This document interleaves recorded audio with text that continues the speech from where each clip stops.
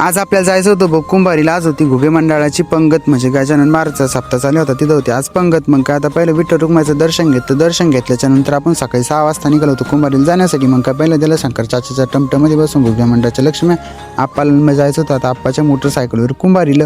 मग काय आता आम्ही निघालो होतो कुंभारीला जाण्यासाठी। आलतो आता कुंभारीमध्ये, इथं आल्याच्या नंतर पोरी करत होत्या पहिले लाकडं जमा झाल्याच्या नंतर घेतली ती आम्ही आता चहा घेणं झाल्याच्या नंतर मग काय त्या घेतलं ती आता भांडे धुणं झाल्याच्या नंतर पाहा तिथं कुंभारीचं वातावरण, गजानन महाराजचं मंदिर आणि ते मग अशा प्रकारे केलं तेव्हा तिथं पोळ्या गेळ्या झाल्याच्या नंतर आम्हाला जायचं होतं आता आरतीसाठी। चला तर मंडळी आपण जाऊया आता आरतीसाठी। मग काय आम्ही आलतो तिथं आरतीच्या ठिकाणी, मग काही इथं घ्यायची ती आता आरती।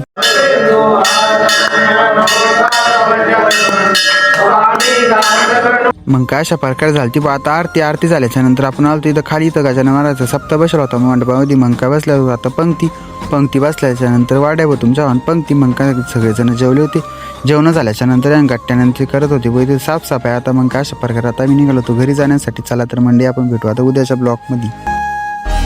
ऋण झुणते गुणगुणते कधी गुंतते हरव